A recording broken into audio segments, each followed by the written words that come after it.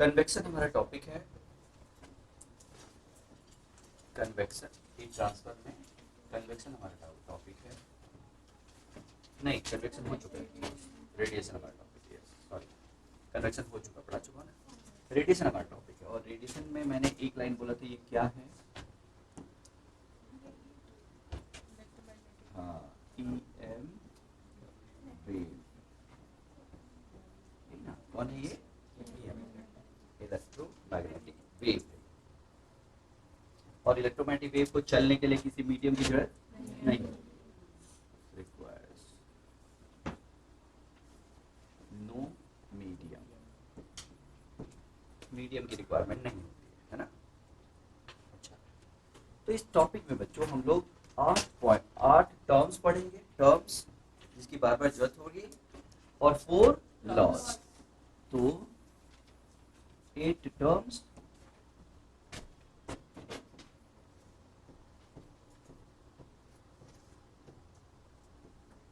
Plus 4 laws, ये हमारा आज का टॉपिक है।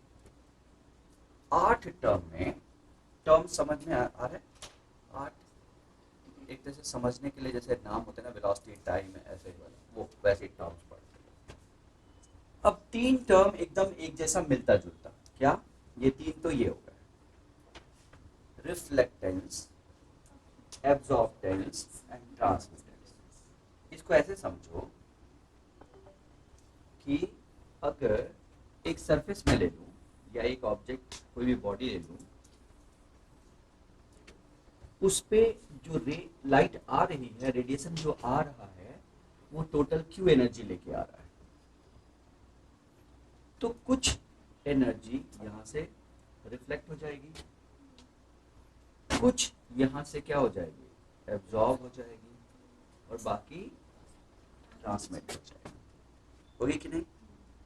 तो रिफ्लेक्टेड एनर्जी को QR कह दूं, जो एब्जॉर्ब कर दिया गया वो QA कह दूं, और जो ट्रांसमिटेड हो वो QT कह दूं। ट्रांसमिटेड तो हम कहते हैं 3 टर्म आते हैं हमारे सामने। Reflected upon total is reflectance, absorbed upon total is absorbance, and transmitted upon total is transmittance। ठीक है?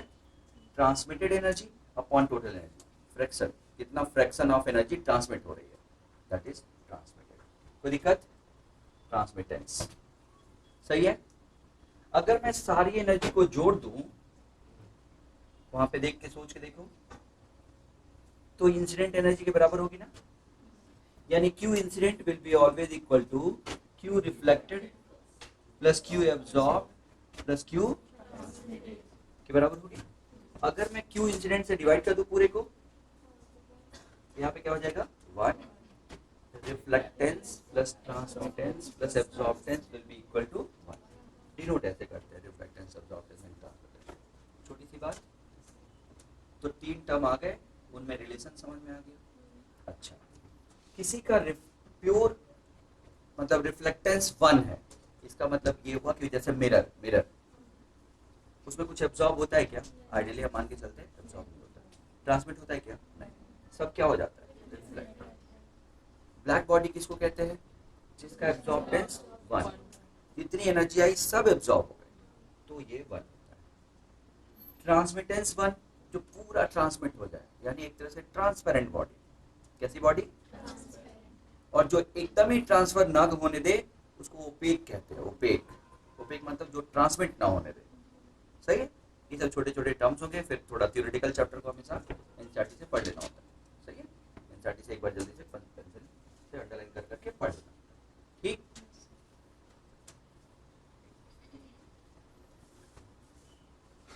पहला तो ये 3 हो ही गया है ना। अब 3 के बाद ये चौथा पॉइंट है, absorptive power and spectral absorptive power. नाम से तुम्हें देखने में कुछ अलग लग रहा होगा, लेकिन है वो एब्जॉर्बटेंस ही। एनर्जी इंसिडेंट वैसे ही, एनर्जी एब्जॉर्ब सब कुछ। तो ये वही एब्जॉर्बटेंस, लेकिन उसको क्या बोल रहे हैं अब? Absorptive power. समझ गए? स्पेक्ट्रल, जैसे बात आए नाम आए स्पेक्ट्रल की, वैसे ही तुम्हें पता हो जाना चाहिए कि ये वही चीज है, यानी एब्जॉर्प्टिव पावर ही है, लेकिन फॉर पर्टिकुलर कलर। स्पेक्ट्रल आते ही क्या नाम में, क्या दिमाग में आना चाहिए? For particular colour. Red colour का कितना एनर्जी आ रही है, उसमें से रेड कलर की कितनी एब्जॉर्ब हो रही है, एब्जॉर्ब।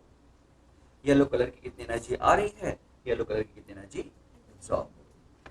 कलर मतलब लैम्डा, एक पर्टिकुलर लैम्डा की कितनी एनर्जी आ रही है और उस पर्टिकुलर लैम्डा की कितनी एनर्जी नहीं। अब ये मेडिकल नहीं आया बच्चा, बैठ जाओ बैठ जाओ, मैं आता हूँ तो पढ़ा दूंगा कुछ, है ना, क्वेश्चन करा दूंगा। पिछली बार बहुत जबरदस्त बच्चे थे ड्रॉपर में, इंजीनियरिंग। समझ गए? पब्लिक सिलेक्शन इस बार क्या होगा?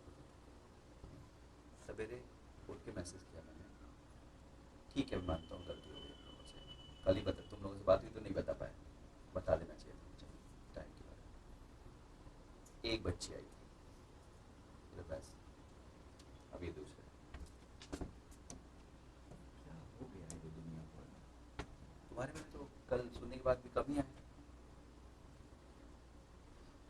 सारी प्रॉब्लम देखो बच्चों, पढ़ाई की तो प्रॉब्लम है ही नहीं।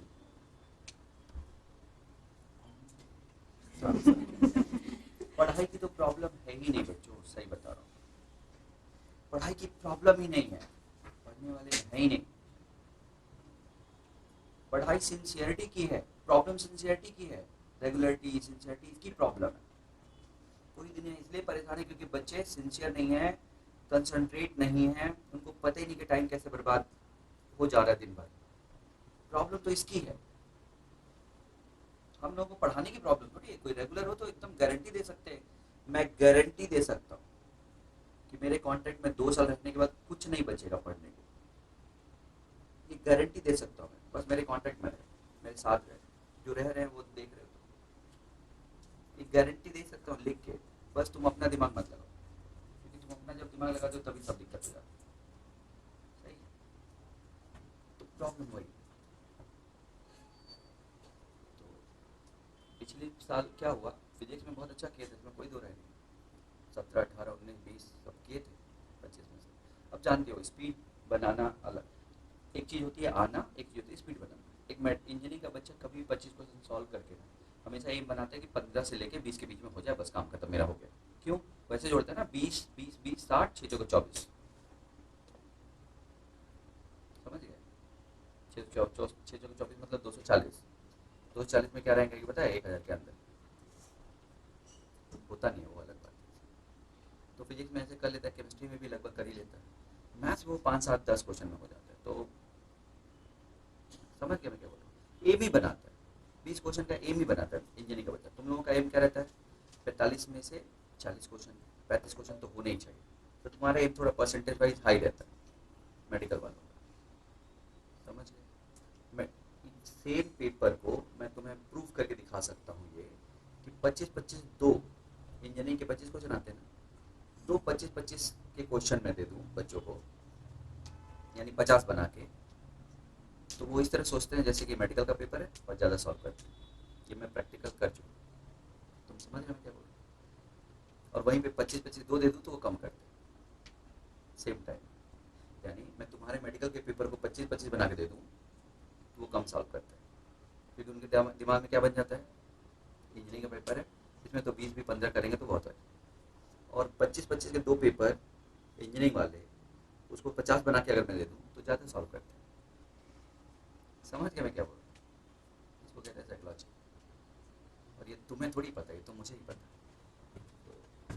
तो इसलिए मैंने सर को बोला है, जबकि वो अभी नहीं समझ पा रहे हैं इस चीज़ को, आशीष सर को, कि कभी भी कोई भी पेपर 25 का देना ही नहीं है किसी को, किसी को भी। तुम्हें भी 25 का दे तो तुम्हें लगेगा कि इंजीनियरिंग का पेपर दे रहे हो, तुम आधा सॉल्व करोगे, तुम्हें लगेगा कि इंजीनियरिंग का पेपर है, मुझे आ ही नहीं रहा है। साइकोलॉजी वैसी बन जाती है, पहले ही कोई क्वेश्चन थोड़ा टेढ़ा है तो लग रहा है कि ये तो इंजीनियरिंग वाला इसलिए नहीं आ रहा है, ठीक है, बहाना मिल गया ना कि ये तो इंजीनियरिंग वाला इसलिए नहीं आ रहा, तो बस काम खत्म, अप्रोच ही नहीं करोगे। ठीक है, कुल मिला के मैंने क्या बोला अभी भी, पढ़ाना बहुत मुश्किल है समझ गए। अब मैं जब इतनी साइकोलॉजी की बात कर रहा हूँ तो जो बच्चा नहीं आ रहा उसकी साइकोलॉजी भी मुझे दिख रही होगी, तब भी एक दिन आके बैठ जाता है, तुम सोचो, है ना। कुछ बच्चे 4 दिन में एक दिन आके बैठ जाते हैं, 5 दिन में एक दिन, क्या पढ़ा हूँ मैं। सही होना तो ये चाहिए कि चलो निकलो भागो, घूमने चले जाते हो, पिकनिक मनाने 5 दिन में एक दिन, चलो ठीक है फिलहाल, सॉरी ये हो गया। क्या ये सबको क्लियर हो गया कि एनर्जी एब्जॉर्ब का क्या मतलब हुआ यहाँ पे, स्पेक्ट्रल जब आता है तो स्पेक्ट्रल मतलब पर्टिकुलर कलर, सही। तो कोई भी चीज रेड कलर क्यों दिख रही है, कोई भी चीज रेड कलर की क्यों दिख रही है, या कोई पर्टिकुलर कलर क्यों दिख रहा है, हाँ, तो विवलेट के कारण क्यों दिख क्यों रहा है, वो रेड, वो जो कलर है वो क्यों दिख रहा है, ब्लैक क्यों नहीं दिख रहा है, रेड कुछ और क्यों नहीं दिख रहा है, येलो क्यों नहीं दिख रहा है, नहीं वही कलर निकल रही है वहां से, तो क्या उस पर बाकी कलर व्हाइट, उसमें तो पढ़ कौन से रही है, व्हाइट कलर ना, दिख रेड रहा है तो क्यों, क्योंकि बाकी नहीं, क्योंकि बाकी सब एब्जॉर्ब हो रहा है, केवल रेड ही एब्जॉर्ब नहीं हो रहा है, इसलिए वो रेड दिख रहा है। तो कोई चीज रेड दिख रही है तो वो इसलिए दिख रही है क्योंकि वो रेड कलर के एब्जॉर्ब नहीं कर रहा है और वो रिफ्लेक्ट बैक हो जा रहा है हमारी आंखों पे पड़ रहा है। कोई चीज येलो कलर का दिख रहा है, इसका मतलब कि वो येलो कलर को एब्जॉर्ब नहीं कर रहा है, सही है। तो कोई अगर रेड है, उसमें खूब एनर्जी दी, रेड एब्जॉर्ब किया नहीं उसने, सारी दूसरे कलर एब्जॉर्ब किए, एब्जॉर्ब करके पूरा पेट भर गया उसका फुल, अब अंधेरे में रख दो तो उसके पास रेड कलर तो है नहीं, तो क्या रेड कलर निकलेगा, तो अब क्या दिखेगा, रेड का कॉम्प्लीमेंट्री, व्हाइट में से रेड निकाल दो, व्हाइट में से रेड निकाल दो, तो जो बच गया वो कलर दिखेगा, उसको कॉम्प्लीमेंट्री कलर कहते हैं, क्या कहते हैं, उसका रेड के अलावा, रेड को जिसके साथ मिक्स करने पे व्हाइट बन जाए वो कलर दिखेगा। अरे मेरी बात समझ में, कॉम्प्लीमेंट्री। तो यहाँ पे क्या सिखाना चाहता हूँ, भाई एनर्जी फिक्स्ड है, जो एनर्जी उसने ली नहीं वो देगा कैसे, इसका मतलब कि कोई भी, ये एब्जॉर्बिव पावर इसलिए इंपॉर्टेंट है, एक पर्टिकुलर कलर का एब्जॉर्बिव पावर अगर उसके पास नहीं है तो वो कलर का वो दिखेगा जब हम उस पर व्हाइट डाइट डालेंगे, और ब्लैक मतलब अंधेरे में रखेंगे तो अब व्हाइट तो आ नहीं रही है, तो फिर उसका कॉम्प्लीमेंट्री दिखेगा। क्या ये सही है, समझ में आई लाइन, मेरी बात समझ में आई, फिर से बोलो। जैसे रेड कलर की बॉडी है तो जैसे लाइट में रखने पे, लाइट का मतलब व्हाइट लाइट में रखने पे वो कैसा दिखेगा, रेड, क्यों दिख रहा है, क्योंकि उसपे पड़ रही है सारी कलर, लेकिन रिफ्लेक्ट कौन सा हो रहा है, रेड, क्योंकि रेड को वो एब्जॉर्ब नहीं कर रहा है, तो उसके पास रेड इकट्ठा हुआ नहीं, तो उसके पास जो इकट्ठा हुआ वो क्या हुआ, रेड के अलावा। तो अगर मैं उसको ब्लैक में मतलब अंधेरे में ले जाकर रखूँ तो उस पर कोई लाइट तो पड़ नहीं रही है, तो वो लाइट वही उसी को निकालनी है, क्योंकि जो एब्जॉर्ब किया हुआ है ना, तो उसी को जब निकाले तो क्या होगा, कॉम्प्लीमेंट्री कलर निकलेगा, रेड तो था ही नहीं उसके पास क्योंकि उसने कभी एब्जॉर्ब ही नहीं किया। मेरी बात समझ में आई, तो इसका मतलब ये है जो रेड का अच्छा एब्जॉर्बर नहीं है वो रेड का अच्छा इमिटर भी नहीं, सोचो, जो एब्जॉर्ब नहीं किया वो इमिट कहां से करेगा, उसके पास तो है ही नहीं। और जो येलो का अच्छा एब्जॉर्बर है वो येलो का अच्छा, यानी जो अच्छा एब्जॉर्बर है वो अच्छा इमिटर होगा ऑफ पर्टिकुलर कलर, सही है। कोई सब कलर एब्जॉर्ब कर रहा है तो वो सब कलर निकालेगा, जैसे ब्लैक बॉडी है, ब्लैक बॉडी सब कलर एब्जॉर्ब करती है जब लाइट में रखेंगे तो, जबकि वो अंधेरे में रखेंगे तो व्हाइट दिखेगी, ग्लो करती हुई दिखेगी, समझ गए, क्योंकि वो सारे कलर को एब्जॉर्ब किए तो सारे कलर निकलेंगे उससे, क्लियर। तो ये एब्जॉर्प्टिव पावर या एब्जॉर्प्शन के बारे में समझ में आ गया तुम्हें कि इसका मीनिंग क्या है, इसका यूज क्या है, ठीक है, एब्जॉर्प्टिव पावर, ये बहुत, ये दोनों 5 हो गए ना टोटल, इंपॉर्टेंट नहीं है वो तो कॉमन सेंस हमारे सामने है। यानी ये वाली चीज थोड़ी ठीक है, ध्यान दे देना कि जो अच्छा एब्जॉर्बर है वो अच्छा एमिटर, जो अच्छा एब्जॉर्बर है वो अच्छा एमिटर, ठीक है ना। इसी को किरचॉफ्स लॉ कहते हैं, 4 लॉज में एक लॉ ये, a good absorber will be a good emitter, ये किरचॉफ्स लॉ है, 4 में से एक लॉ है, बाद में पढ़ेंगे अभी नहीं। सुनो, तो भट्टी जानते हो ना? भट्टी में अगर मैं एक लोहे का स्फीयर रख दूं, तो जरा सोच के देखो, लोहे का स्फीयर है, ब्लैक दिखता है जनरली, यानी बाहर रह के सब एब्जॉर्ब कर रही है ना। उसको भट्टी में रख दो, सोचो कैसे चेंज होता है। थोड़ा थोड़ा करते करते वो रेड होता है, फिर करते करते एकदम भट्टी के कलर का हो जाता है। हाँ, वाइट हो जाता है, मतलब भट्टी जैसा है वैसा दिखेगा भी नहीं कि वो उसमें रखा हुआ है ना। सोचो क्यों होता होगा ऐसा, सोचो एकदम स्टेप बाय स्टेप सोचो। जब वो भट्टी में रखा, तो भट्टी में आने वाली जो लाइट है वो ढेर सारी है, सब कलर है ना। और वो अच्छा एब्जॉर्बर है, तो सब एब्जॉर्ब करेगा। सब एब्जॉर्ब करते रिफ्लेक्ट नहीं करेगा, सब एब्जॉर्ब करेगा तो रिफ्लेक्ट, और रिफ्लेक्ट नहीं करेगा तो क्या होगा, कैसा दिखेगा वो, ब्लैक। कैसा दिखेगा, सुनाई दिया? भट्टी में चादर से कलर आ रहे हैं, सारी लाइट आ रही है ना, मतलब रेज, मतलब रेडिएशन, और वो उसमें रखा है तुमने, वो सब एब्जॉर्ब कर रहा है, इमिट नहीं कर रहा, तो कैसा दिखेगा? फिर थोड़ा इकट्ठा कर लिया उसने, अब क्या लग रहा है उसको, चलो थोड़ा इमिट कर लेते हैं। तो क्या बहुत इमिट कर रहे हैं? नहीं, थोड़ा थोड़ा इमिट कर रहे हैं, क्योंकि उसका इमिट उसके टेम्परेचर पर डिपेंड करता है, भट्टी का इमिशन उसके टेम्परेचर पर डिपेंड करता है, स्टीफेंस लॉ पढ़ेंगे। तो अब वो थोड़ा इमिट करा, थोड़ा इमिट करा, तो थोड़ा सा उसका कलर डार्क से कम, ब्लैक से थोड़ा थोड़ा कम, सही है। और ज्यादा, थोड़ी देर के बाद और गर्म हो गया, तो और ज्यादा इमिट करने लगा, तो थोड़ा कैसा हो गया, रेडिस हुआ ना। और ज्यादा एनर्जी ले लिया तो और इमिट करने लगा, अब कैसा दिखने लगा। और एक टाइम जब इक्विलिब्रियम आ जाएगा, यानी जितनी एनर्जी गई उतनी वो रेडिएट कर रहा है, क्योंकि दोनों का टेम्परेचर क्या हो गया, सेम। दोनों का टेम्परेचर सेम है, तो जितना आएगा उतना ही जाएगा, तब सेम कलर दिखेगा। तो हम पहचान भी नहीं पाएंगे कि वो स्फीयर उसमें रखा है। क्या ये सबको सीक्वेंस समझ में आया? अब उसको उठा के अगर बाहर रख दे, तो सोचो, उसको उठा के बाहर रख दे तो सब भरा पड़ा है। इससे पहले तो क्या हो रहा था, उसका इतना पेट भर गया था कि आने वाला इक्वल टू जाने वाला, तू ले जा भाई मुझे कुछ नहीं चाहिए टाइप का, है ना। लेकिन बाहर जब गया तब तो आने वाला नहीं है, तो जब उसके पास जो है वो इमिट करेगा। तो अगर वो व्हाइट ब्लैक है, यानी सब एब्जॉर्ब कर रहा था, तो सब इमिट करेगा। लेकिन वो रेड था, तो रेड को छोड़ के बाकी सब इमिट करेगा। अगर वो रेड था तो मान लो स्फीयर रेड कलर का था, तब रेड नहीं लेता ना वो, तब वो बाहर निकल के रेड देगा क्या, नहीं। ग्रीन था तो ग्रीन नहीं लिया होगा उसमें, तो ग्रीन नहीं देगा, बाकी कॉम्प्लीमेंट्री देगा। सुनाई दिया कैसे होता है, ऐसे काम करता है। तो एब्जॉर्प्टिव पावर के बारे में समझ में आ गया। यही सब कुछ है बच्चों इस चैप्टर का, ये लॉज के बेसिस पे देखें तो यही सब कुछ है, सारी चीजें यहीं से चलती है, क्योंकि यही एनर्जी एक्चुअली। तो ये है emissive power. Emissive emissive power, energy radiated पर यूनिट एरिया पर सेकेंड, थोड़ा और बढ़ाएं तो पर यूनिट सॉलिड एंगल। यानी कोई ये बॉडी है स्फीयर, इसके यूनिट एरिया से पर यूनिट सॉलिड एंगल,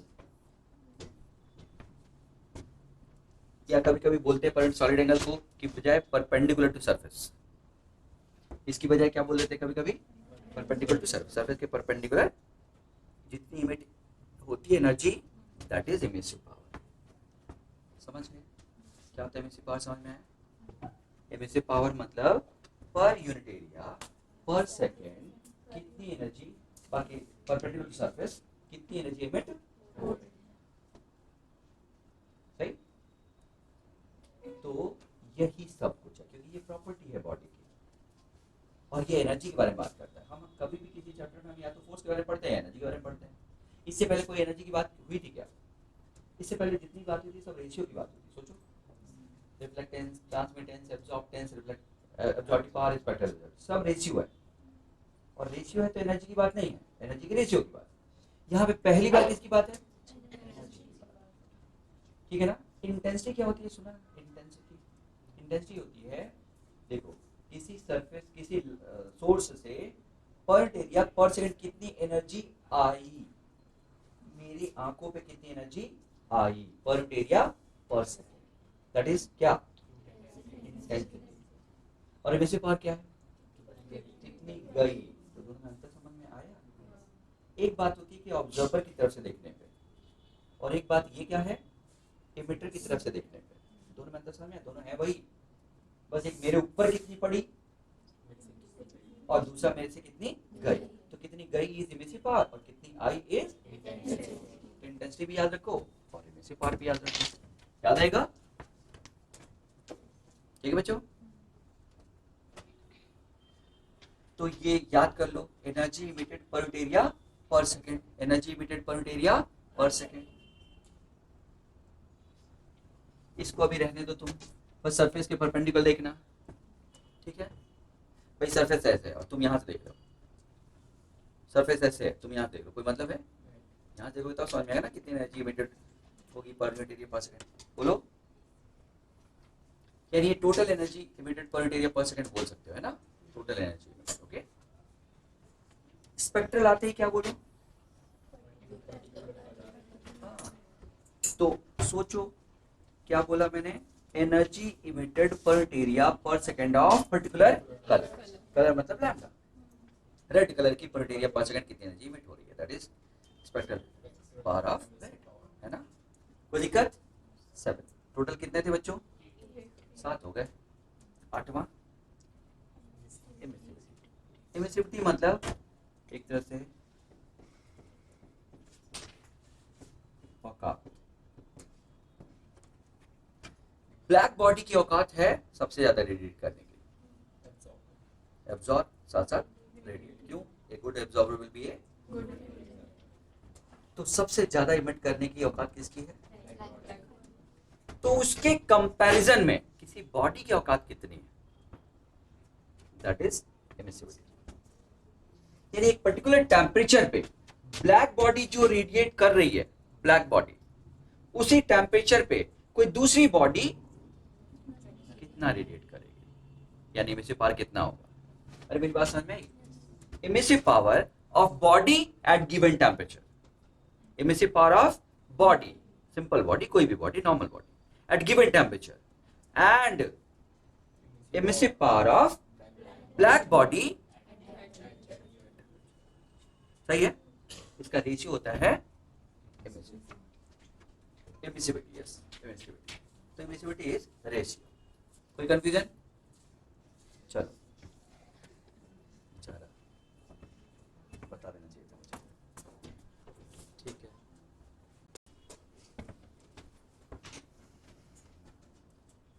तो एमिसिविटी समझ में आ गई।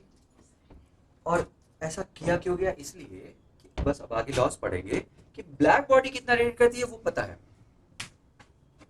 तो बॉडी कितना करेगी पता चल जाएगा, अगर क्या पता है, इसलिए किया। सही? मान लो इसकी वैल्यू 1 से ज्यादा कभी नहीं हो सकती, क्यों? ब्लैक बॉडी से ज्यादा अच्छा इमिटर नहीं हो सकता, उसे कम ही होगा। इसका मतलब इसकी वैल्यू हमेशा 1 से कम, 1 या 1 से कम। ब्लैक बॉडी तो 1 नहीं तो 1 से कम, सही है? तो ये क्या बताता है? ब्लैक बॉडी के कंपैरिजन में औकात कितनी है, बस समझ गए?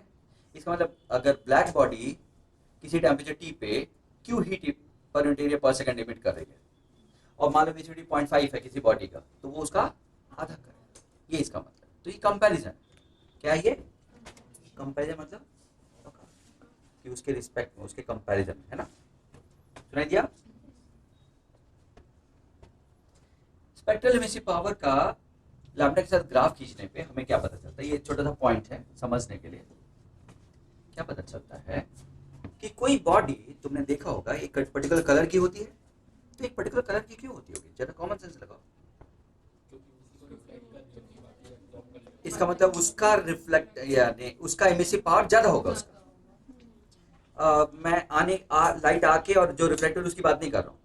मान लो कोई हॉट बॉडी है और उसको तुमने हवा में रखा और वो रेड कलर की दिख रही है, इसका मतलब है कि हाँ, इसका मतलब है कि जो उसके पास है वही निकल रही है और उसके पास रेड कलर का दिख रहा है, तो इसका मतलब रेड कलर का है। सुनाई दिया? तो ये इमिसिव पावर है, ये सन वाली के कॉन्सेप्ट के हिसाब से है, पृथ्वी वाला नहीं। मतलब पृथ्वी क्या करती है? दूसरे की लाइट को रिफ्लेक्ट करती है ना, मैं उसकी बात नहीं कर रहा हूँ, जिसकी अपनी एनर्जी है मैं उसकी बात कर रहा हूँ। तो कोई बॉडी जिसकी अपनी एनर्जी है, अगर वो रेड दिख रही है तो इसका मतलब रेड कलर सबसे ज्यादा निकल रहा है, एक पर्टिकुलर कलर सबसे, समझ गए? अगर वो येलो कलर की दिख रही है तो इसका इसका मतलब येलो कलर उसके पास सबसे ज्यादा है, वही सबसे ज्यादा इमिट कर रही है। तो ये lambda across that maximum wavelength, मतलब मैक्सिमम लैम्डा है, मैक्सिमम वेवलेंथ नहीं है, लैम्डा एम क्या है, lambda correspond to maximum emissive power, particular colour के मैक्सिमम एमिसिव पावर जिसका है, मैक्सिमम एमिसिव पावर जिस कलर का है उसका लैम्डा। नहीं समझ में? आराम से कुछ नहीं। तुम ये बताओ, ये लैम्डा एकदम कम है, लैम्डा एकदम कम मतलब समझ गए, इंफ्रारेड, और तो क्या ये इमिट कर रहा है, कर रहा होगा तो बहुत कम कर रहा होगा। अगर वो रेड दिख रहा है तो रेड कलर सबसे ज्यादा इमिट कर रहा होगा ना, तो रेड कलर की एमिसिव पावर सबसे, तो रेड कलर की मतलब लैम्डा और रेड सबसे ज्यादा होगा। लेकिन ये ग्राफ किसके में है, ई लैम्डा और लैम्डा में, इसका मतलब रेड कलर का इतना है, कोई और कलर का इतना है, कोई और कलर का इतना इमिट कर रहा है, कोई और कलर का इतना, समझ गए? तो अलग अलग कलर के इमिसिव पावर्स है, अलग अलग कलर के क्या है, इमिसिव, यानी स्पेक्ट्रल इमिसिव पावर। सुनाई दिया? मीनिंग समझ में आई? तो अलग अलग कलर के ये इमिसिव पावर्स। तो ये ग्राफ समझ में आ गया सबको? तो ये पूरा क्या होगा एक तरह से, अच्छा स्पेक्ट्रल इमिसिव पावर नहीं बता रहे क्या, तो उसका वैल्यू नहीं बताई थी ना, हाँ इसका मतलब बताता हूँ। ई लैम्डा क्या होता है इसका, ई लैम्डा ये क्या है, एनर्जी पर area per second per unit lambda range, that range of lambda, यानी येलो कलर की बात करें तो येलो के आसपास की कितनी एनर्जी इमिट कर रहा है, that is lambda, that is क्या बोलेंगे उसको, उस रेंज, लैम्डा की उस रेंज में कितनी एनर्जी इमिट कर रहा है। फिर से भाई लेट 4000, 4001, 4002, 4003, 4004, क्या है ये, ठीक है ना, 4000 7000 होता है ना एंगस्ट्रॉम, बोलो। तो 4000 से 7000 के बीच में इमिट जो कर रहा है, 4000 हो सकता है बहुत कम इमिट कर रहा हूँ, 6000 बहुत ज्यादा इमिट कर रहा हूँ, 7000 समझ गए कम इमिट कर रहा हूँ, होगा कि नहीं ऐसा? तो ये यही बोल रहा हूँ, 4000 से 7000 में कौन सा सबसे ज्यादा इमिट कर रहा है, एक, समझ गए? तो जो इमिट कर रहा है, मान लो 5000 सबसे ज्यादा इमिट कर रहा है या 6000 सबसे ज्यादा इमिट कर रहा है, तो 6000 इमिट कर रहा है, तो 6000 एक नंबर थोड़ी इमिट करता है, 6000 का एक रेंज होता है कि 6000 से एक कम और एक ज्यादा के बीच में कितनी एनर्जी इमिट कर रहा है ना, यानी उस रेंज ऑफ लैम्डा के लिए कितनी एनर्जी इमिट कर रहा है, वो लैम्डा रेंज है। समझा पाया क्या बच्चों? क्या तुम बोल सकते हो एक पर्टिकुलर कोई लाइन पे थोड़ी है, देखो ये ई लैम्डा है, क्या है ये, और ये लैम्डा है, इसके बीच में अगर ग्राफ खींचे तो मैंने कहा ऐसा है ना, थोड़ा ऐसा होता है, थोड़ा सा फैल। तो अब बताओ, अरे भाई मान लो मैं कहता हूँ ये 6000 वाला है, कौन है 6000 वाला एग्जाम्पल, तो एग्जैक्टली 6000 थोड़ी होगा, 6000 से थोड़ा कम और 6000 से थोड़ा ज्यादा के बीच के रेंज में कितना इमिट कर रहा है, तो आधा कम आधा ज्यादा, जनरली ऐसे लेते हैं, यानी per unit range of lambda ऐसा बोलते हैं, क्या बोलते हैं, per unit range of lambda, इसकी वैल्यू कितनी होती है 1, यहाँ पे क्या ले लिया मैंने 1, तो मुझे पता चलेगा कि emissive power of that colour कितना होगा, पता नहीं क्या बोलते हैं, फिर से सुनो। एक्चुअली एनर्जी डिस्ट्रीब्यूटेड है कहां से कहां तक, 4000 से 7000 तक एग्जाम्पल के लिए, तो 6000 एग्जैक्टली वाली कोई एनर्जी नहीं है, क्योंकि एनर्जी रेंज में बढ़ती है। एग्जैक्टली 6000 की कोई एक लाइन है ना, उधर बैठो, अब लेट हो गए तुम लोग, 8 बजे उठे नहीं, ठीक है सही है, एक रेंज, तुम समझ गए मैं क्या बोल रहा हूं, क्या है ये रेंज, एक पर्टिकुलर की बात नहीं की जाती, हमेशा एक रेंज की बात की जाती है। क्यों रेंज की बात की जा रही है, क्योंकि एक पर्टिकुलर कलर असल में इसका एरिया एनर्जी शो करेगा, एरिया क्या शो करेगा, एरिया एनर्जी शो करेगा, और अगर एक लाइन लूंगा तो एरिया कितना होगा उसका, 0, थोड़ा मैथमेटिकली बता रहा हूँ फिजिक्स की जगह पे, ठीक है ना, तुम बताओ एक लाइन है तो इसका एरिया क्या है 0, क्योंकि एरिया की कोई वेट तो होती नहीं, तो एनर्जी क्या हो गई 0, तो एक पर्टिकुलर कलर की कोई एनर्जी नहीं होती ऐसा मान लो, तो फिर उस पर्टिकुलर कलर की एनर्जी निकालनी है तो क्या करना पड़ेगा, हमें थोड़ा उसके अगल बगल देखना पड़ेगा, एक रेंज देखना पड़ेगा, तो वो थोड़ा सा पहले थोड़ा सा बाद, तो ऐसा कुछ जनरली देखते हैं कि इधर की वैल्यू हो जाएगी लैम्डा प्लस माइनस हाफ, और इधर की वैल्यू कितनी हो जाएगी, लैम्डा। समझ गए, ऐसा लेते हैं। तो रेंज कितना हो गया, 1। तो उस 1 के रेंज में कितनी energy I, that is spectral emissive power. Confuse कर दिया क्या, देख लो समझ में।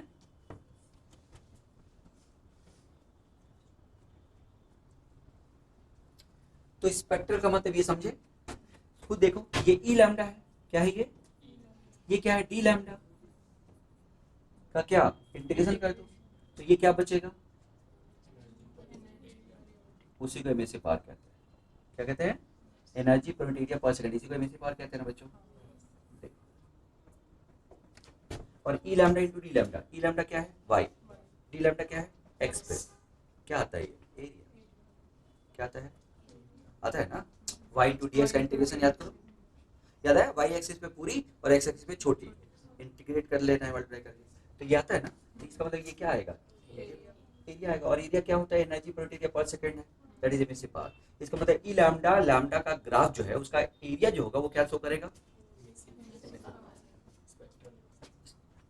ई लैम्डा तो स्पेक्ट्रल है, ई लैम्डा क्या है, वो अलग अलग वैल्यू है अलग अलग लैम्डा के लिए, लेकिन एरिया क्या शो करेगा, total emissive power. Emissive power सुनाई दिया, क्या शो करेगा, एमिसिव पावर को ई से डिनोट कर रहे हैं, दिख रहा है ना तुम्हें, पूरा लिख दो क्या एमिसिव पावर ऐसे, ठीक है।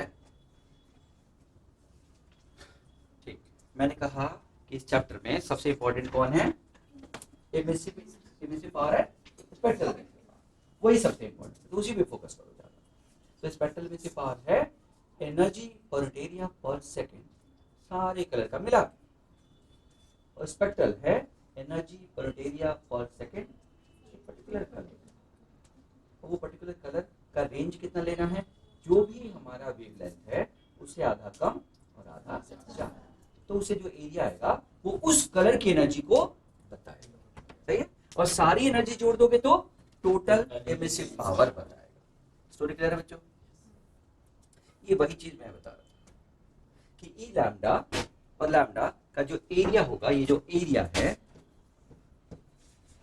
वो क्या रिप्रेजेंट करेगा, area of E lambda, lambda graph will represent, बोलो, total emissive power.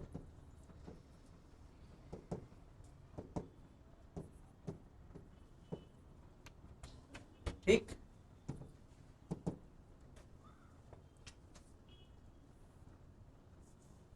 Total emissive power. ठीक, ये क्या बताना चाहता है, जरा सोचो तो, और सोचो तो, दिमाग लगा दो, ये सब पॉइंट वाइज है। क्या लगता है, एमिसिव पावर मतलब एनर्जी रेडिएटेड ना, टेम्परेचर बढ़ाने से बढ़ेगा कि नहीं, बढ़ेगा। तो ये देखो ये क्या है, कम टेम्परेचर है कि ये कम टेम्परेचर है, T3 कम टेम्परेचर, कि कम टेम्परेचर मतलब कम एनर्जी, और ज्यादा टेम्परेचर मतलब और ज्यादा एनर्जी, और ज्यादा टेम्परेचर मतलब और ज्यादा एनर्जी, पक्का। तो हम क्या देखते हैं इसमें खास बात, ये ग्राफ फिर से वही किसका बीच में, लैम्डा और लैम्डा के बीच में ग्राफ है। तो क्या देखते हैं कि ये जो कर्व है कभी भी दूसरा कर्व इसको कट नहीं करता। इसका मतलब क्या है, इसका मतलब है कि एक पर्टिकुलर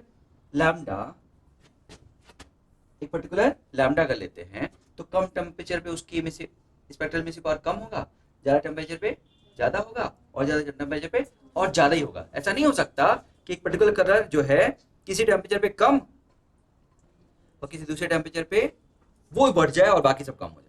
एक बॉडी के लिए किसके लिए, ये एक बॉडी की बात कर रहे हैं।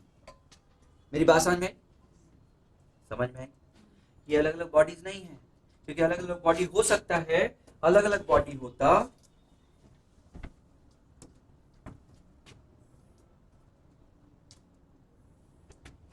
अलग अलग बॉडी हो सकता है कि रेड कलर का हो और एक वॉलेट हो,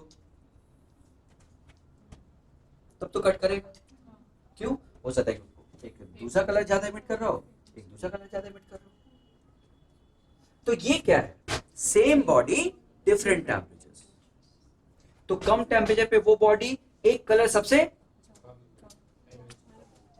सही है, एक कलर सबसे ज्यादा इमिट कर रही है। तो टेम्परेचर बढ़ाने पे सारे कलर बढ़ेंगे, लेकिन जो सबसे ज्यादा इमिट कर रहा है वो भी बदल जाएगा। पता नहीं क्या बोलते रहते हैं, सुना ही नहीं दिया। कौन बताएगा ये क्या बोला मैंने? अभी थोड़ी देर पहले हम लोगों ने कहा कि कोई चीज गर्म करने पे कैसे कलर चेंज होता है, देखा ना? पहले क्या होता है? रेडिश होता है, फिर येलोइश होता है, फिर व्हाइटिश हो जाता है। क्या है जो मैंने कहा सामने?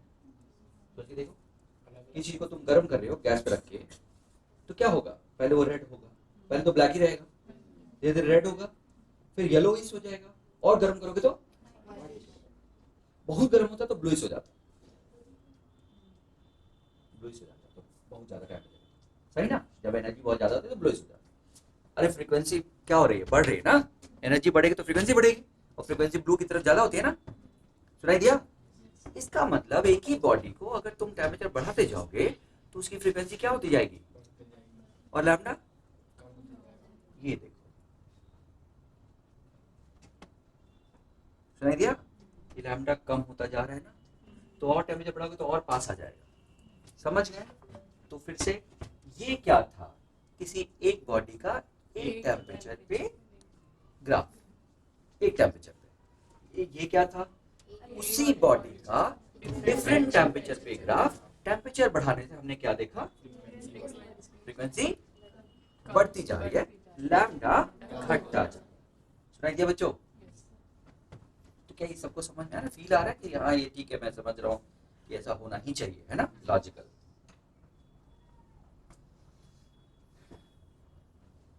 एग्जाम्पल के लिए T1 ब्लूइश है, थोड़ा कम टेम्परेचर पे येलोइश है, और कम टेम्परेचर पे रेडिश है, सही है? और कम टेम्परेचर पे कलरलेस हो गया, ब्लैक होगा, है ना?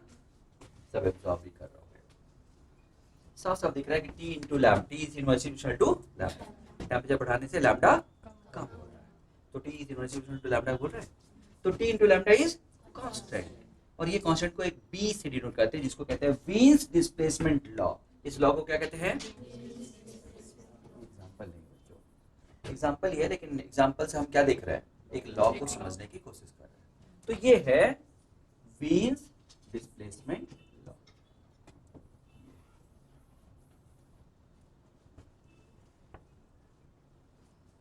ठीक, वीन्स डिस्प्लेसमेंट लॉ। क्लियर? सारा चैप्टर पूरा क्लियर है? चलो बताओ फिर से, कितने पॉइंट्स? नहीं 8, मतलब 8 पॉइंट्स, 4 लॉ। अब 8 में पहले 3, रिफ्लेक्टेंस, एब्जॉर्प्टेंस, ट्रांसमिटेंस, खत्म हो गया। फिर स्पेक्ट्रल एब्जॉर्टिव और स्पेक्ट्रल एब्जॉर्टिव तरीके से, सही ना? तो ये 5 तो रेशियो हो गए। फिर 7 हो गया, औकात हो गया, सही? तो रट गया एकदम। उसके बाद हम बात कर रहे हैं, थोड़ा और समझने की कोशिश कर रहे हैं, ई लैम्डा और लैम्डा, मतलब ई, यानी और फर्दर क्या समझने की कोशिश की है? फिर ई लैम्डा और ई। ई लैम्डा क्या होगा? किसी पर्टिकुलर कलर पे कितनी एनर्जी पर एरिया पर second per unit lambda emit कर।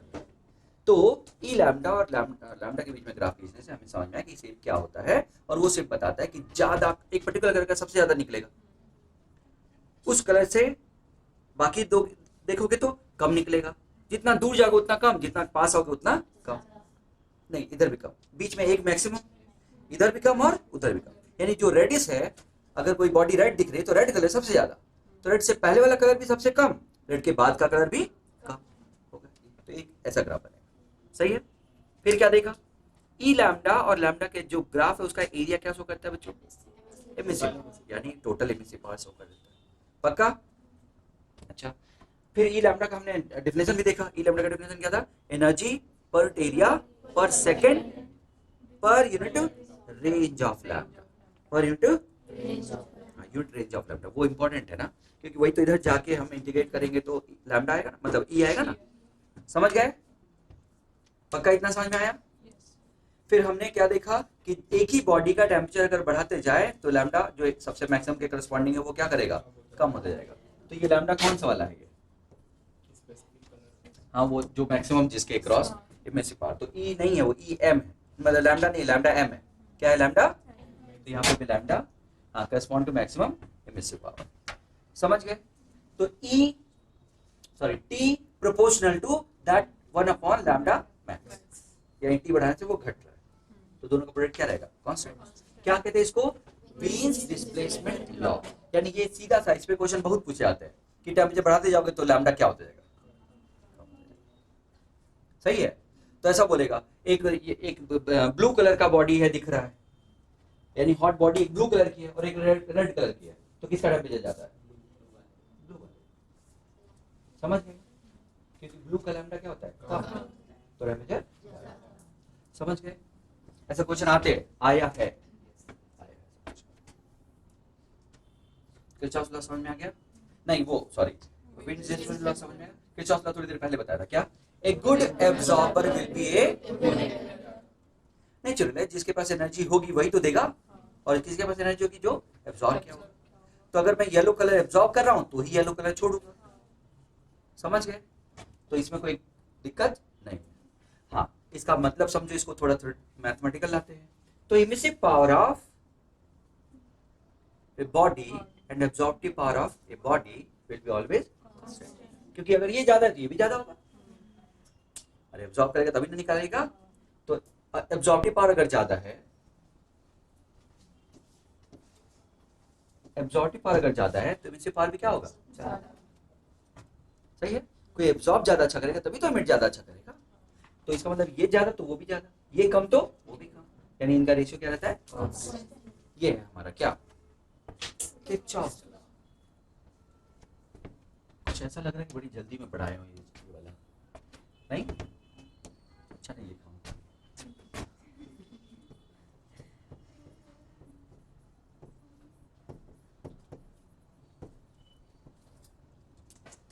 सर तुम ही लोगों को पढ़ाया लास्ट में, है ना? किरचॉफ लॉ, ठीक हो गया? Kirchhoff law. लेकिन इसको समझने की कोशिश करो। देखो, ये एक अच्छा रिजल्ट इससे आ रहा है, बढ़िया रिजल्ट है ना। Emissive power of black body और absorptive power of black body constant होता है ना, ये will be equal to emissive power of body और एब्जॉर्प्टिव पावर ऑफ बॉडी। अरे भाई, इमिसिव पावर और एब्जॉर्प्टिव पावर का रेशियो कांस्टेंट होता है सभी के लिए, तो सभी के लिए कांस्टेंट होगा, तो बॉडी 1 बॉडी 2 ब्लैक बॉडी सभी के लिए कांस्टेंट होगा, तो सबका ये रेशियो क्या रहेगा? कांस्टेंट रहेगा ना। तो emissive power of black body और ये क्या है? Absorptive power of black body, ये रेशियो क्या रहेगा? तो ये बॉडी का भी और एब्जॉर्प्टिव पावर भी, है ना। लेकिन absorptive power of black body 1 होता है, ब्लैक बॉडी पे जितनी एनर्जी डालोगे सब एब्जॉर्ब कर लेगा, है कि नहीं? तो absorptive power of black body कितना होता है? 1। इसका मतलब कि अब ये रिजल्ट एक आ गया, देखो जरा इंपॉर्टेंट रिजल्ट। ये क्या है? Emissive power of body. ये क्या है? ये कितना हो गया? क्या बच गया? Absorptive power of body. अगर मैं इसको इधर ले आऊं तो ये नीचे जाएगा, ये क्या बचा? और ये क्या हो जाएगा? ये क्या होता है? इमिसिव पावर ऑफ बॉडी और emissive power of black body, औकात क्या होती है? इमिसिविटी होती है ना। और यहाँ पे वो कौन है? Absorptive power. क्या रिजल्ट निकला? Absorptive power of body is emissive power of that body. Absorptive power उस बॉडी का और इमिसिव पावर भी सेम हो गया। लो भैया, ये भी एक काम खत्म हो गया। और 7 थे, सब घट के 3 रह गए। नहीं, एब्जॉर्प्टिव पावर, एब्जॉर्प्टेंस और इमिसिव पावर तीनों तो इक्वल हो गए, हुए कि नहीं? तो 3 1 हो गए, बाकी 2 तो पहले से पता है, तो बचा क्या? एब्जॉर्प्टिव पावर नहीं, emissive power, spectral emissive power, और तो कुछ है नहीं, बाकी सब तो एक ही हो गए, रेशियो हो गए। अरे सुनाई दिया? काम खत्म करो। यानी यहाँ से ये बहुत इंपॉर्टेंट है इंजीनियरिंग के लिए, तुम्हारे लिए उतना नहीं है लेकिन बहुत इंपॉर्टेंट है इंजीनियरिंग के लिए। क्यों? इंजीनियरिंग के लिए ना हम जब भी मैथमेटिकल रिजल्ट निकालते तो इसकी बहुत जरूरत पड़ती है, तुम्हारे में थ्योरेटिकल आता है। तो ये वेरी इंपॉर्टेंट, देखो यहाँ पे लिखो, बहुत जरूरी है। क्या शिक्षा मिली अभी? अभी क्या सीखा हमने? Absorptive power of body will be equal to emissivity of that body. सही, इमिसिविटी, तो समझ लेना। अब बात आती है 2 लॉज बच गए और वही सब कुछ है।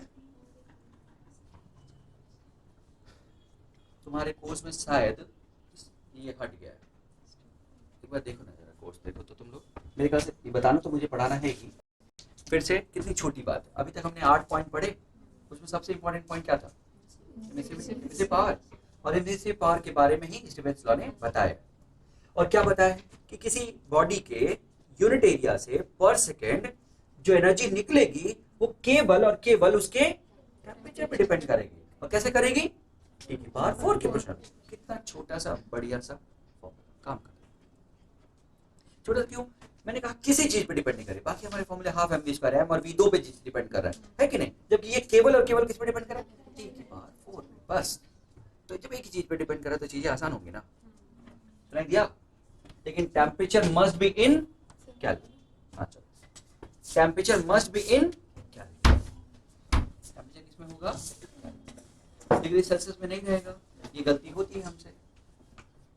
और ये किसके लिए है, केवल ब्लैक बॉडी, ये किसके लिए है, अगर किसी और बॉडी के लिए जाएंगे तो एमिसिविटी टाइम्स हो जाएगा, क्योंकि ये ब्लैक बॉडी की औकात है। किसी बॉडी की औकात कौन डिसाइड करता है, एमिसिविटी, याद आया, तो उससे मल्टीप्लाई कर दोगे। तो ये जो चीज है वो कौन है, एनर्जी पर यूनिट एरिया पर सेकंड है ना, एनर्जी पर यूनिट एरिया। तो अगर कोई एनर्जी निकालना चाहे या एनर्जी पर सेकंड निकालना चाहे पावर, तो सिग्मा टी की पावर 4 इंटू एरिया होगा कि नहीं। और ये एरिया किसका होगा बताओ, ये कहां से निकल रहा है, एमिसिव पावर क्या है, किसी बॉडी के यूनिट एरिया से कितनी एनर्जी निकल रहा है। तो टोटल एनर्जी कितनी निकल रही होगी, कैसे निकलेगा, पूरे एरिया से मल्टीप्लाई कर दो। तो ये एरिया किसका होगा, बॉडी, जैसे एक स्फीयर है तो इसके यूनिट एरिया से कितना एनर्जी निकल रही है, वो ये यूनिट एरिया से, तो पूरे एरिया से मल्टीप्लाई कर दोगे तो टोटल कितनी एनर्जी निकल जाएगा ना। बोलो बच्चों, एक बॉडी के यूनिट एरिया से कितनी एनर्जी निकल रही है वो दे दिया पर यूनिट एरिया, यूनिटरी मेथड लगा के, तो पूरे के लिए क्या करना पड़ेगा, इनटू ए, किसका, सरफेस का ना, समझा पाया क्या बच्चों।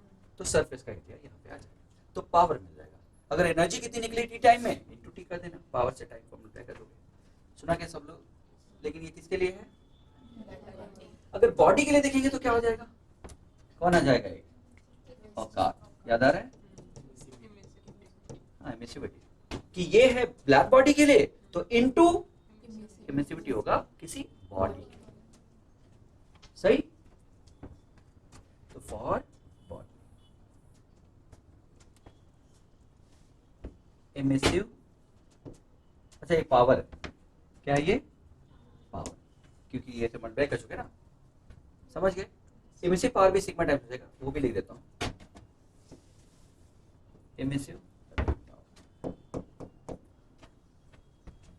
एमिसिव पावर ऑफ बॉडी कितना हो जाएगा, सिग्मा टी की पावर 4, ये किसका होता है, ब्लैक बॉडी का, इनटू एमिसिविटी, तो ये बॉडी का हो गया ना। तो ये हो गया, उसको एरिया से मल्टीप्लाई कर दोगे तो क्या आ जाएगा, पावर। क्लियर है बच्चों, हो गया ये वहां तक। अब एक छोटा सा पॉइंट और देखो, पूरा डालो, काम खत्म करो। और किसी बॉडी से कितनी एनर्जी इमिट कर रही है, जैसे सन कितनी एनर्जी इमिट कर रहा है, कैसे निकालोगे, सन का टेम्परेचर पता है सरफेस का, तो सिग्मा इंटू टी की पावर 4 से क्या आ जाएगा, एमिसिव पावर, इंटू उसके पूरे एरिया से मल्टीप्लाई कर दोगे कितना आ जाएगा, तो टोटल कितनी एनर्जी निकल रही है, निकल जाएगा, पता चल जाएगा, सही।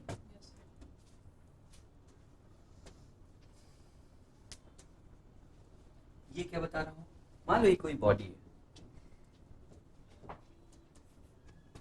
बॉडी का टेम्परेचर कितना है, T, और वो किसी सराउंडिंग में है, सराउंडिंग मतलब सारी चीजें मिला के, उसका टेम्परेचर कितना है, TS, सराउंडिंग, सही। तो ये बॉडी है, ब्लैक बॉडी नहीं, बॉडी, तो ये कितना इमिट कर रही होगी पावर पर सेकेंड, सिग्मा टी की power 4 into emissive power into 8 कर रही होगी।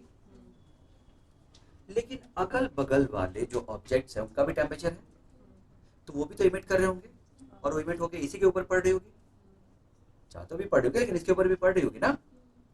तो इसके ऊपर जो आ रही होगी वो कितनी होगी, सिग्मा टीएस की पावर 4 इंटू, सही है, ये आ रही होगी टोटल, अरे बोलो इनटू इसका एब्जॉर्प्टिव पावर, इसका क्या होगा, और इनटू एरिया, तो कितना पावर एब्जॉर्ब हो रहा होगा, निकल जाएगा फिर से आराम से। आसपास से कितना आ रहा है, सिग्मा टी की पावर 4, टीएस की पावर 4 आ रहा है ना, और ये एब्जॉर्ब कितना कर रहा है, into absorptive power into area, क्योंकि पर सेकंड चाहिए ना, पर मतलब पावर चाहिए, पक्का ना, बोलो भाई, देख लो इत्मीनान से, कहीं कंफ्यूजन है तो फिर से बोलो। इस बॉडी पे अगल बगल से जैसे जैसे इसकी एमिसिविटी है वैसे एमिसिव पावर, वैसे उसका एमिसिव पावर आ रहा होगा एक तरह से, है ना, जिसको हम इंटेंसिटी कहते हैं, क्या कहते हैं, तो इंटेंसिटी आ रहा होगा, कितना इंटेंसिटी आ रहा होगा, सिग्मा टी की पावर टीएस की पावर 4, इसके एरिया पे आ रहा होगा तो इनटू ए, लेकिन ये एब्जॉर्ब पूरा नहीं कर रहा होगा, एमिसिविटी इनटू एमिसिविटी, पक्का ना, अरे एब्जॉर्प्टिव पावर, लेकिन अभी हमने थोड़ी देर पहले देखा था कि एब्जॉर्प्टिव पावर तो एमिसिव पावर के, इसका मतलब एब्जॉर्प्टिव पावर को हटा के एमिसिविटी कर लोगे, एमिसिविटी एब्जॉर्प्टिव पावर करो, सॉरी फिर से, हमने थोड़ी देर पहले देखा था कि एब्जॉर्प्टिव पावर एमिसिविटी के बराबर, तो अभी जो एब्जॉर्प्टिव पावर उसको हटा के किसके बराबर कर देंगे, आराम से। तो ये क्या है, एब्जॉर्ब, ये कुछ और, हाँ ठीक है, एब्जॉर्ब पर सेकेंड, ई इंसिडेंट पर सेकेंड, तो ई इंसिडेंट पर सेकेंड क्या हो गया, सिग्मा टीएस की पावर, सिग्मा टीएस की पावर 4 इंटू ए इंटू एमिसिविटी, क्यों, क्योंकि एब्जॉर्प्टिव पावर एमिसिविटी के बराबर है, यही ना, तो ये हो गया एनर्जी इंसिडेंट पर सेकेंड, एनर्जी इंसिडेंट क्या हो गया ये, तो ठीक से लिख देते हैं, तो ये गड़बड़ लिखा होगा, ऐसे सोचो, ये क्या है, तुम्हें पहले ये बताओ, ये दोनों मिलके क्या है, emissive power of surrounding, emissive power of या इंटेंसिटी जो बॉडी पे आ रही है वो, ठीक है ना, ई से मल्टीप्लाई कर दिया तो बॉडी की औकात हो गई एब्जॉर्ब करने की, है ना, और इनटू ए कर दिया तो क्या आ गया, कितनी पावर पर सेकेंड एब्जॉर्ब कर, है ना, तो ये क्या है, एब्जॉर्ब्ड पावर मतलब energy per second, absorb power कह सकते हैं ना, या एनर्जी पर सेकेंड को बात एक ही है ना, समझ गए क्या, और इमीडिएट कितनी है, एनर्जी इमीडिएट पर सेकेंड, वो तो उसकी अपनी, अरे सिग्मा टी की पावर 4 इंटू एरिया इंटू, ये इतनी निकल रही है और वो उतनी आ रही है, अगर आने वाली कम हो और जाने वाली ज्यादा हो तो बॉडी क्या होती जाएगी, कूल होती जाएगी, क्या होती जाएगी, तो इसका मतलब कि इसमें से उसको माइनस कर दो तो कितनी हीट एक्स्ट्रा जाएगी वो पता चल जाएगा, तो ये देखो, loss of energy, loss of energy per second, जाने वाली माइनस, अगर जाने वाली ज्यादा है आने वाली कम है तो लॉस होगा ना, तो loss of energy per second, कोई प्रॉब्लम,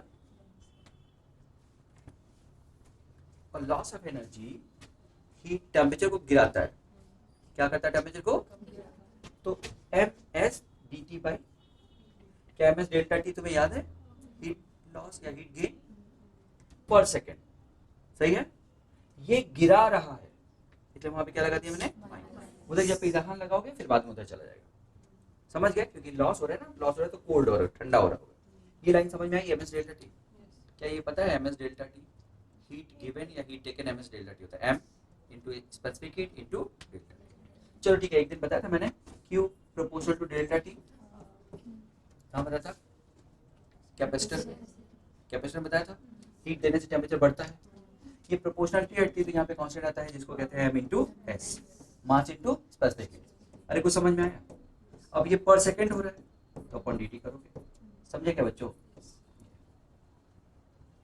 तो हीट देने से टेम्परेचर बढ़ता है या घटता है, प्रोपोर्शनलिटी हटती है उसको कहते हैं हीट कैपेसिटी, क्या कहते हैं इसको, और हीट कैपेसिटी होती है मास इंटू स्पेसिफिक हीट, कोई कंफ्यूजन, ये हो गया, तो इससे तुम्हें ये मिल गया, अब जरा देखना ये थोड़ा सा आराम से, ये a की पावर 4 b की पावर 4 है ना, तो इसको थोड़ा सा, ये मैथ्स वालों को सर पढ़ाया, किसको पढ़ाएगा नहीं आ रहा है, तो ऐसा देखना जरा, ए की पावर 4 माइनस बी की पावर 4, तो क्या तुम ए स्क्वायर का whole square minus B square का होल स्क्वायर लिख सकते हो?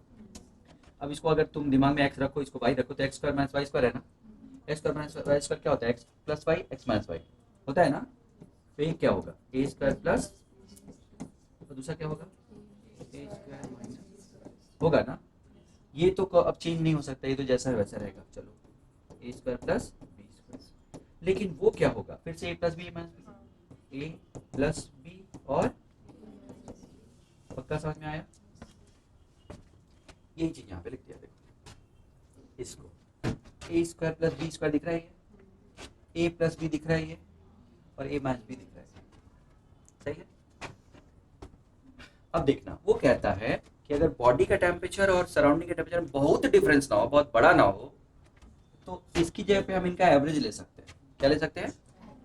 यानी यहाँ पे क्या कर रहे हैं वो, T square plus T S square by 2 को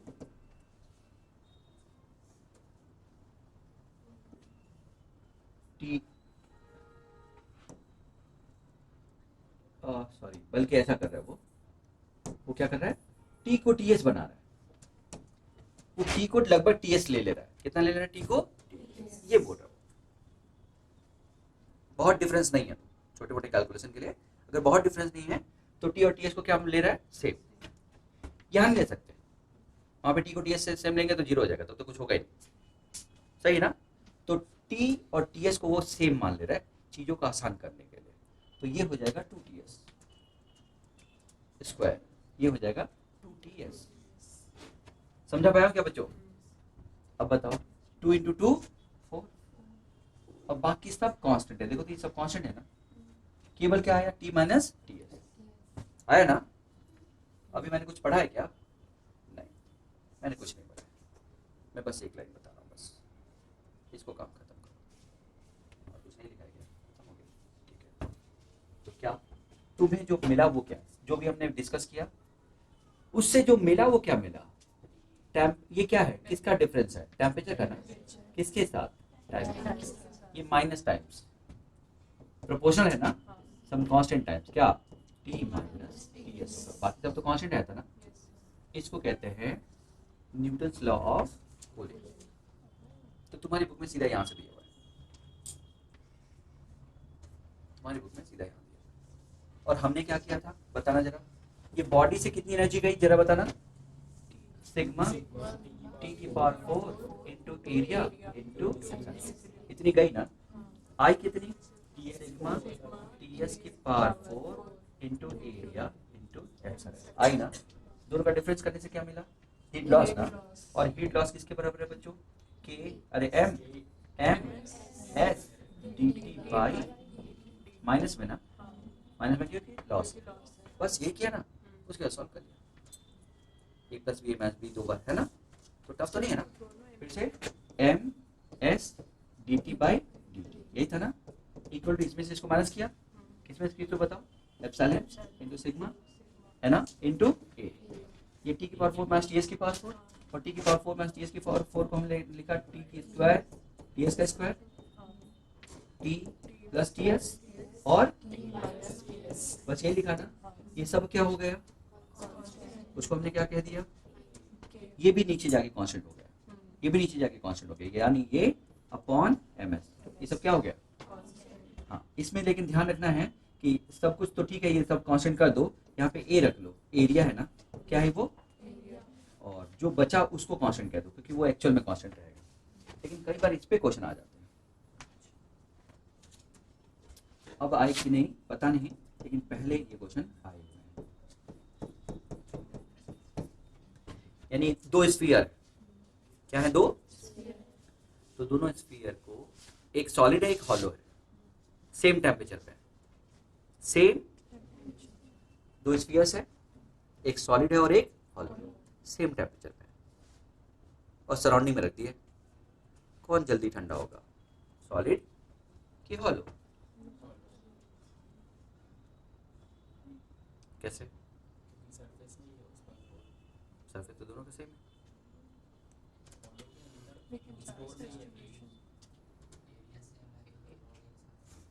अगर तुम केवल इससे देखो तो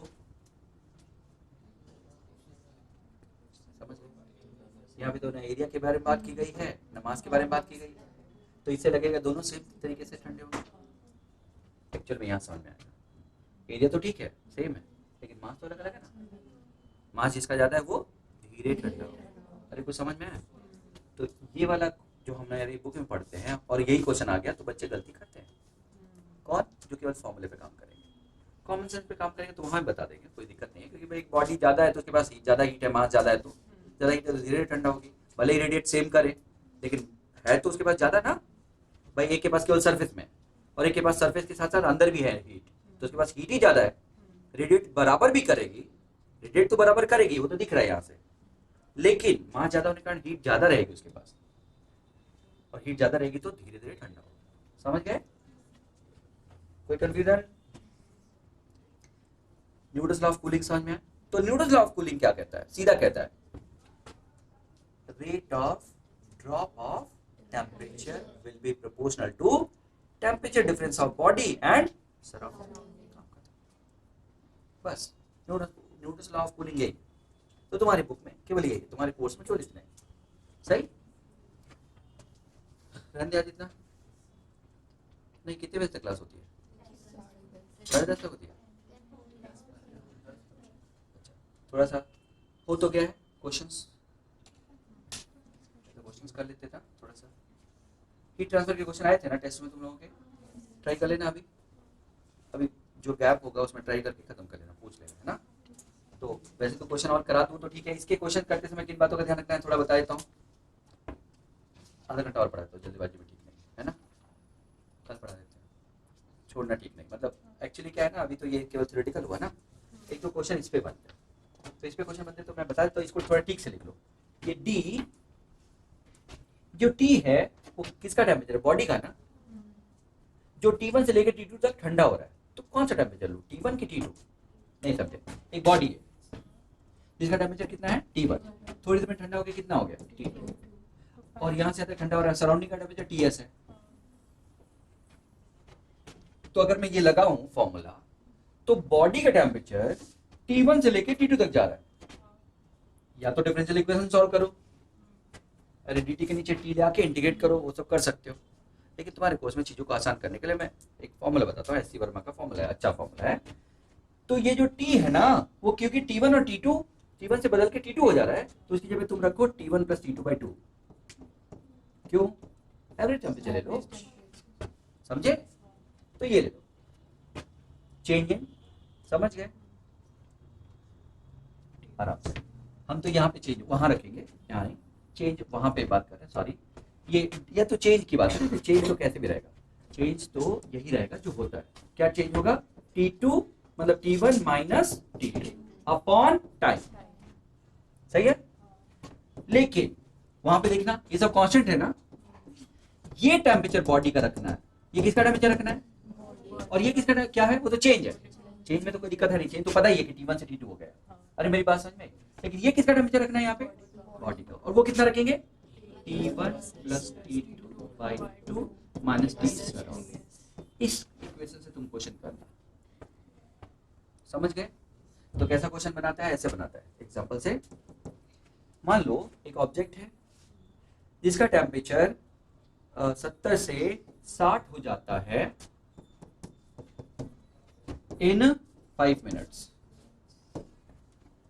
70 से 60 हो जाता है कितने मिनट में?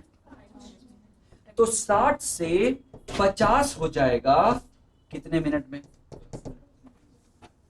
क्वेश्चन समझ में आया? नहीं, ऐसे नहीं, सही है। इफ T सराउंडिंग इज 40, समझ में आया? ये क्वेश्चन होता है, ये क्वेश्चन है। तो अब बताओ, ये इक्वेशन दिख रहा है तुम्हें? ये 2 बार लगाना है, तो लगाओ 2 बार, पहले वाले के लिए लगाओ। तो T1 T2 दिख रहा है, तो पहले वाले लगाओ, डिफरेंस कितना है? 10। कितने मिनट में हो रहा है? 5 मिनट, नीचे मिनट है, ध्यान रखना सेकंड नहीं है। Equal to some constant 65 minus 40। 65 क्यों? दोनों का एवरेज ना, तो 60 और 70 का एवरेज क्या होगा? 65 माइनस TS। सुनाई दिया क्या बच्चों? इक्वेशन 1 बना, अब इक्वेशन 2 बना। फिर डिफरेंस कितने का है 10, कितने टाइम में निकालना है ना, इक्वल टू के, बोलो 55 माइनस 40। अरे कुछ समझ में आया, डिवाइड कर दो दोनों को, क्या क्या बोलो, कोई दिक्कत।